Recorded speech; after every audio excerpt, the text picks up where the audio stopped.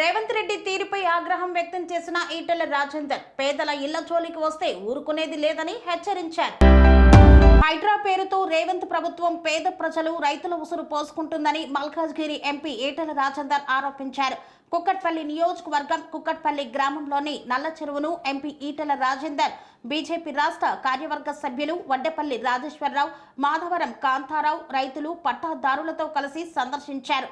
అనంతరం నిర్వహించిన విలేకరుల సమావేశంలో ఈటెల రాజేందర్ మాట్లాడుతూ కాంగ్రెస్ ప్రభుత్వం రేవంత్ రెడ్డి ముఖ్యమంత్రి అయిన తర్వాత హైడ్రా అనే సంస్థను ఏర్పాటు చేసి పేద ప్రజలు రైతుల ఉసురు పోసుకుంటున్నారని ఆరోపించారు.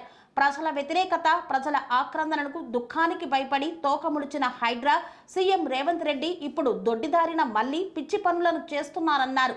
హైడ్రాను రద్దు చేయకుండా హైడ్రా ముసుగులో కొత్త పనులు చేపడుతున్నాడు. గతంలో నల్ల చెరువులో హైడ్రా బుల్డోజర్లతో కూల్చివేతలు జరపడంతో అప్పట్లో బుచ్చమ్మ అనే రైతు తమ భూమి పోతుందని భయపడి ఆత్మహత్యకు పాల్పడిన సంఘటన చోటు చేసుకుంది.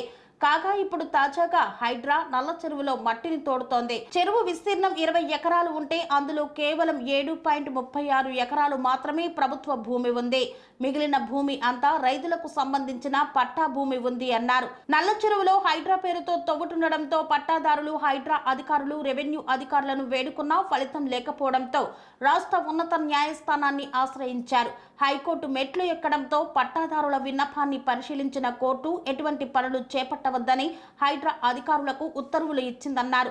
రేవంత్ రెడ్డికి కోర్టులంటే గౌరవం లేదు, హైకోర్టు పనులు చేపట్టవద్దని చెప్పినా వినకుండా నల్ల చెరువులో పనులు చేపడుతున్నారని ఈటెల రాజేందర్ ఆరోపించారు. రేవంత్ రెడ్డి ముఖ్యమంత్రి గారు అయిన తర్వాత హైడ్రా చట్టం తెచ్చి పేద ప్రజల రైతుల ఉసురు పోసుకున్నటువంటి ఆ భయం ఇంకా తొలగిపోలే. తోకముడిచినటువంటి హైడ్రా ప్రజల ఆక్రందనలకు, ఆవేదనకి, దుఃఖానికి భయపడ్డ రేవంత్ రెడ్డి దొడ్డిదారిన మరో పిచ్చి పని చేస్తున్నారు. హైడ్రాను రద్దు చేయకుండా హైడ్రా ముసుగులో మళ్ళా పిచ్చి పని చేస్తున్నారు.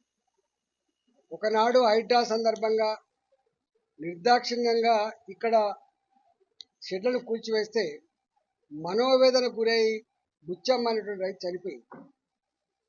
దాని తర్వాత ఈ ప్రాంత రైతాంగం అంతా కూడా ఊపిరి పీల్చుకున్నారు, అయిపోయింది అనుకున్నారు. మళ్ళీ ఈ మధ్యలో ఒక 10 రోజుల క్రితం నుంచి నల్ల చెరువు విస్తీర్ణం 19 ఎకరాల పైచిలుకు, 20 ఎకరాల లోపు 19 ఎకరాల పైచిలుకు. అలా ప్రభుత్వ పరంగా ఉన్న భూమి కేవలం 7 ఎకరాల 36 గుంటలు మాత్రమే. మిగతాదంతా కూడా రైతులకు సంబంధించిన వందల సంవత్సరాలుగా రైతులకు సంబంధించిన పట్టా భూములు. వాళ్ళు తేలినప్పుడు ఒక పంట పండించుకుంటారు, 2 పంటలు కూడా పండించుకుంటారు. ఈ హైదరాబాద్లో ఈ అర్బనైజేషన్ జరిగిన తర్వాత చెరువులన్నీ కూడా వ్యవసాయ పొలాలకు నీళ్లు బంద్ అయిన తర్వాత, ఎఫ్టీఎల్ అన్ని పోయిన తర్వాత, కట్టల మీద, మత్తళ్ళ మీద షెడ్లు వచ్చిన తర్వాత న్యాచురల్గానే ఈ పట్టా భూములు ఏవైతున్నాయో తేలినాయి. వాటిని మట్టి నింపుకున్నారు, మంచి షెడ్లు వేసుకొని వాడుకుంటా ఉన్నారు. ఇప్పుడు కొత్తగా ఈ నల్ల చెరువులో ఉన్నటువంటి ఆ ప్రైవేటు రైతుల భూములు నోటీస్ ఇవ్వకుండా, కనీసం చెప్పకుండా బుల్డోజర్లు పెట్టి వాటి బాయిల్ లెక్క తవ్వే ప్రయత్నం చేస్తున్నారు. మా భూములలో మీరెవరు తవ్వడానికి? మీ 7 ఎకరాల 36 గుంటలలో మీరు తవ్వుకోండి, మీరు బాగోతులు ఆడించుకోండి, కానీ మా పట్టా భూములలో మీరు ఎందుకు వచ్చారని చెప్పి వీళ్ళు పోయి హైడ్రాను వేడుకున్నారు, రెవెన్యూ అధికారులను వేడుకున్నారు. ఎక్కడి నుంచి సమాధానం రాకపోతే చివరికి న్యాయం జరగాల్సింది కోర్టులో కాబట్టి హైకోర్టు మెట్లెక్కింది. హైకోర్టు మొత్తం పరిశీలన చేసి ఉత్తర్వులు జారీ చేసింది ఏంటంటే, మీరు ప్రైవేటు పట్టా భూములలో ఎలాంటి చర్యలు చేపట్టద్దు, మిషన్లు పెట్టద్దు, వాళ్ళని ఇబ్బంది పెట్టద్దు అని చెప్పి ఉత్తర్వులు ఇచ్చినప్పటికి కూడా ఇక్కడ రేవంత్ రెడ్డి గారి ప్రభుత్వానికి కోర్టులు అంటే గౌరవం లేదు, చట్టం అంటే గౌరవం లేదు.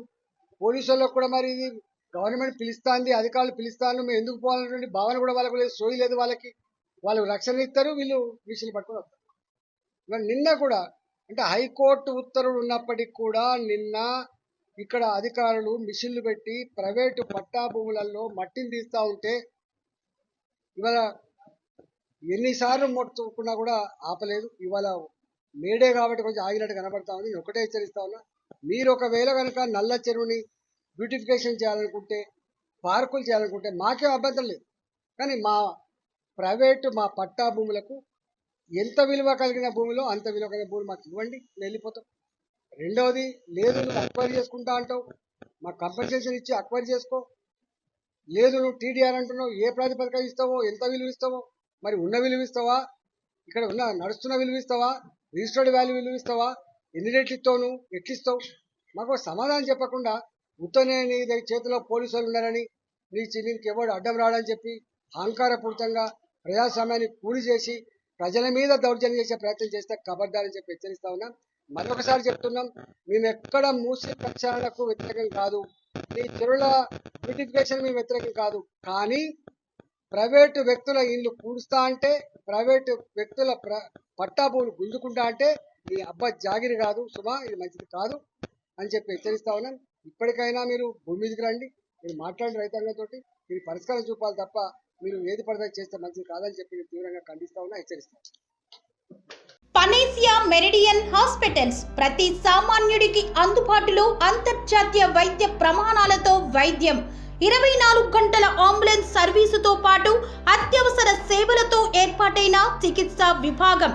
మా దగ్గర గుండె సంబంధిత, మూత్రపిండ, కాలేయ, కంటి జబ్బులకు, మోకాళ్ల శస్త్ర చికిత్సతో పాటు కోవిడ్-19, బ్లాక్ ఫంగస్ వంటి వైరస్లకు, అన్ని రకాల ఆరోగ్య సమస్యలకు నమ్మకమైన అత్యాధునిక వైద్య చికిత్సను అందిస్తున్న హాస్పిటల్ పనేసియా మెరిడియన్ హాస్పిటల్స్. మీ ఆరోగ్య సమస్య ఏదైనా ఇప్పుడు పరిష్కారం సాధ్యం. సంపూర్ణ ఆరోగ్యం కోసం సంప్రదించండి panacea meridian hospitals, opposite Bheeramguda Kaman, RC Puram, Sangareddy district, pin code 502032. సంప్రదించాల్సిన ఫోన్ నెంబర్ 0845524177 మరియు 7893757770.